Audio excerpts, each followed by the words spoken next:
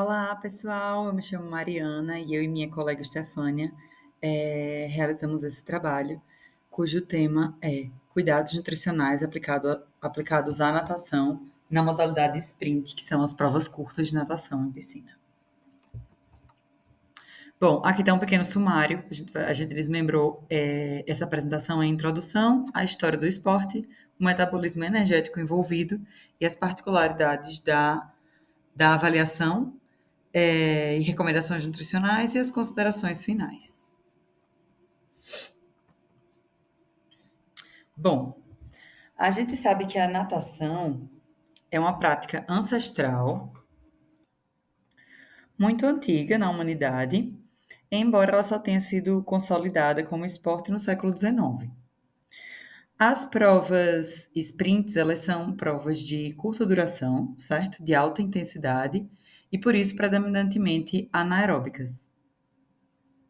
E aí a gente vai falar um pouquinho das variáveis do desempenho, que são inúmeras, incluindo a eficiência biomecânica, o controle motor, a capacidade metabólica de suportar esses esforços intensos e repetitivos, a preparação e a recuperação desses nadadores, e aí é onde entra também a nutrição esportiva como uma estratégia de performance e de recuperação, né? Então, o artigo elaborado, ele aborda justamente os principais aspectos fisiológicos e nutricionais da natação nessa modalidade sprint, com ênfase nas recomendações práticas baseadas em evidências para avaliação e planejamento alimentar de atletas dessa modalidade.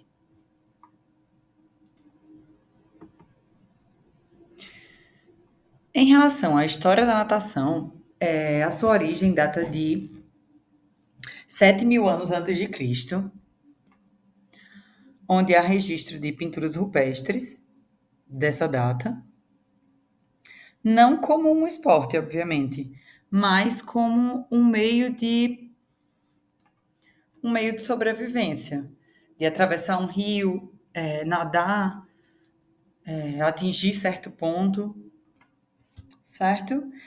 E aí, a natação ela se oficializa no século XIX, com os Jogos Olímpicos, os primeiros Jogos Olímpicos de 1896, apenas como uma modalidade masculina na época, e as provas femininas passam a ser introduzidas em 1912, apenas. Então, as provas de sprint, 50 e 100 metros, elas são caracterizadas já por curta duração, né? E exigem uma potência, então, muito grande, é uma prova explosiva, sendo considerada essencialmente anaeróbicas.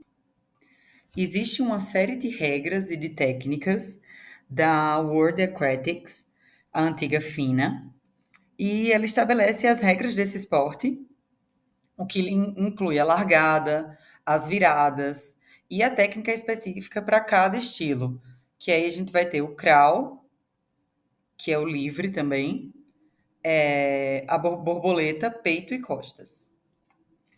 E dentro de cada modalidade vai existir suas regras e suas técnicas específicas. As provas de curta distância, né, que são as que a gente está abordando aqui, a margem para erros técnicos é muito reduzida, porque qualquer falha pode interferir diretamente no resultado, comprometendo o desempenho desse atleta. Então, a biomecânica corporal, ela é uma coisa essencial nessa modalidade. A eficiência na técnica de propulsão e a redução do arrasto na água são fatores determinantes para o rendimento desse atleta. Coordenação, controle motor, frequência das braçadas, respiração, largada, tempo de reação e a submersão são alguns dos fatores determinantes. E aí a gente traz algumas curiosidades, como a evolução dos trajes de banho, que antes eram mais pesados, hoje em dia a gente tem até trajes que imitam a pele do tubarão, os dentículos dérmicos, que aí esses trajes eles diminuem a resistência da água, melhoram a hidrodinâmica e assim beneficiam a velocidade, né? Se torna mais veloz. Além disso, a gente tem os equipamentos de dentro da piscina, as placas, a cronometragem eletrônica, que são sensíveis ao toque e aí conseguem diferenciar centésimos de segundo. E aí contribui, né, para que os nadadores eles batam esses recordes mundiais sucessivos e que haja uma detecção de quem chegou primeiro durante aquela prova. Outra curiosidade é que, apesar de serem provas curtas, o volume de treino desses atletas é muito grande. Além do volume grande, há uma intensidade muito grande. Então, são treinos integrados tanto dentro da água quanto em solo. E a preparação desses atletas envolve ciclos bem definidos de volume, intensidade e recuperação. As exigências técnicas e biomecânicas que a gente já comentou, onde a precisão técnica é essencial, os fatores largada, reação, submersão, coordenação, redução do arrasto e eficiência propulsiva são determinantes, né, para esses atletas dessas modalidades. Bom, vamos lá.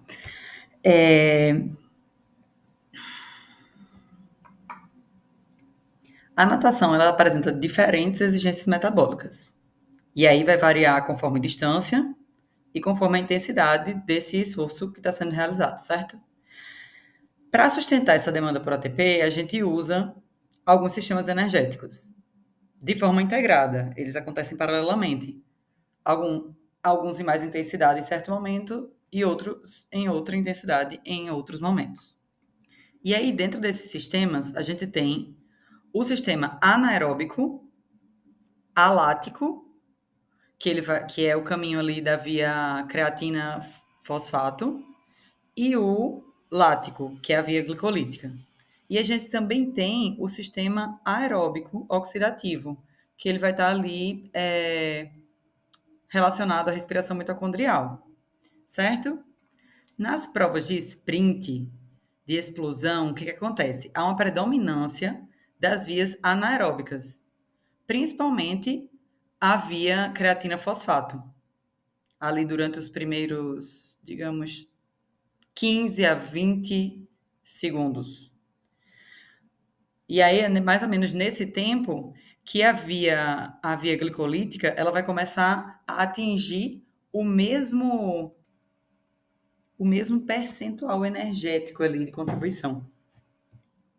Então, para uma prova de sprint, por exemplo, de 50 metros, aproximadamente 85% daquela energia é fornecida por essas vias anaeróbicas, com a participação ali muito reduzida do sistema aeróbico. Apesar disso, a via aeróbica é de extrema importância, tanto nos treinamentos, que eles são treinamentos de volume, eles não são treinamentos de sprint, desses atletas, quanto na recuperação entre essas camadas de treino. Então, recapitulando, o sistema creatino-fosfato, essa via, ela é responsável pela liberação imediata de energia por meio da quebra da fosfocreatina, certo? Então, ela é decisiva nesses primeiros segundos do exercício, da competição, da prova. E, na sequência, entra a glicólise anaeróbica, que passa a ser responsável pela geração de ATP por um momento mais duradouro. Porém, essa segunda, ela tem o acúmulo de lactato como subproduto. E aí é onde entra a nutrição também. Porque através dessas estratégias nutricionais, no pré-treino, por exemplo, elas podem modular a predominância e a eficácia dessas vias. E aí a gente vai ter um ótimo desempenho metabólico, por exemplo, desses atletas. Pelo menos nessa variável. Por isso que a ingestão de carboidratos é essencial, pois ela garante a reposição desses estoques de glicogênio muscular, que eles se esgotam muito rapidamente nesses exercícios de alta intensidade. Além disso, a gente vai precisar das proteínas de alto valor biológico, que elas têm papel crucial na reparação dos tecidos e na adaptação do treinamento. E aí a gente vai falar mais detalhadamente isso mais um pouquinho mais para frente. Agora a gente vai mostrar uma prova aqui, os 100 metros livres, de César Cielo, nas Olimpíadas.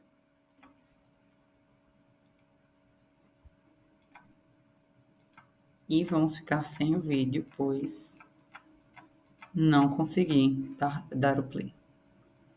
Mas esse gráfico exemplifica justamente isso. A prova ela vai durar, ele vai completar a prova em menos um sub 50 segundos ali. Então, os primeiros 30 segundos a gente vê que as duas vias principais são a creatinofosfato e a via glicolítica, que aqui a creatinofosfato está em verde, aqui ela já começa ali, lá em cima, em 100%, no segundo zero, e vai decaindo até que mais ou menos em 15, 20 segundos ele encontra o mesmo percentual ali de energia da via glicolítica que está subindo, que está entrando está sendo majoritária naquele momento, vai atingir o seu ápice ali, no mais ou menos no segundo 30, 40. Apesar disso, as três vias elas ocorrem simultaneamente e elas são decisivas para os nossos atletas. A avaliação nutricional de nadadores deve ser ampla e considerar o contexto esportivo da modalidade. Essa avaliação pode ser feita de 4 formas: através da avaliação dietética, que é essencial para identificar deficiências calóricas e desequilíbrios de macronutrientes que possam comprometer o desempenho e a recuperação do atleta. Essa avaliação ela é feita através da aplicação de recordatório 24 horas e diários alimentares. E é importante também trazer que alguns estudos apontaram que nadadores apresentam uma baixa ingestão energética e proteica. E isso pode caracterizar um estado de baixa disponibilidade energética, estando associado à síndrome de deficiência energética relativa no esporte. Outra forma de avaliação é a antropometria. Através dessa antropometria, a gente consegue estimar a composição corporal do atleta. E essa composição ela tem papel fundamental no rendimento da natação, especialmente nas provas de curta duração. Isso porque a proporção elevada de massa magra e o baixo percentual de gordura favorecem a eficiência propulsiva e hidrodinâmica. Então, essa avaliação é feita pelas dobras cutâneas, pela bioimpedância e pela calorimetria indireta. A calorimetria indireta é utilizada para estimar o metabolismo de repouso e permite uma maior precisão na prescrição alimentar e adaptações conforme o ciclo de treinamento. Na avaliação clínica, sinais como fadiga persistente, queda de desempenho e irregularidades menstruais podem ser indicativos de baixa disponibilidade energética e disfunção endócrina. É importante ressaltar que a observação desses sinais ela deve estar integrada às demais avaliações para promover a identificação precoce de riscos à saúde e ao desempenho esportivo. Por fim, nós temos os exames bioquímicos. Dentro desses exames, é importante avaliar a creatina quinase, que é um indicador de dano muscular e recuperação. E temos também o hemograma, a ferritina, a vitamina D e a função tireoidiana, que ajudam a identificar deficiências nutricionais e disfunções metabólicas. A integração dessas formas de avaliação permitem ao nutricionista propor intervenções eficazes e individualizadas, otimizando a saúde e o desempenho do nadador. Quanto às recomendações nutricionais, sabe-se que a ingestão calórica deve ser compatível com o gasto energético total, variando entre 40 a 60 quilocalorias por quilo ao dia, conforme a fase do treinamento. Na ingestão de carboidratos, recomenda-se entre 6 a 10 gramas por quilo ao dia. Essa ingestão é crucial para garantir estoques musculares de glicogênio, mesmo em provas curtas, devido à necessidade de alta disponibilidade de energia anaeróbica. A recomendação de proteína fica entre 1,6 e 2,2 gramas por quilo ao dia. Essas proteínas são fundamentais para a manutenção da massa muscular e reparo tecidual. Já os lipídios devem compor até 30% do valor energético total, fornecendo energia adicional e auxiliando na absorção de vitaminas lipossolúveis. Em relação à hidratação, a ingestão antes do exercício deve ser de 5 a 7 ml por quilo, cerca de 4 horas antes da atividade. Após o exercício, recomenda-se a reposição de 150% do peso de líquido perdido, Esse líquido ele é perdido pelo suor e por processos naturais, como a produção de urina. Eu vou dar um exemplo para ficar mais claro. Se o atleta perdeu cerca de 1 quilo de líquido, ele deve repor 150% desse peso perdido. Então, ele deve consumir 1,5 litros. E para concluir, é importante reforçar que a nutrição vai muito além do simples ato de comer. Na natação, provas sprint, ela é um fator estratégico que influencia diretamente tanto o desempenho quanto a saúde do atleta. Então, uma alimentação bem planejada, ela fornece a energia necessária para treinos intensos, melhora a recuperação muscular e previne deficiências nutricionais, como a baixa disponibilidade energética, que pode comprometer o rendimento e a saúde metabólica.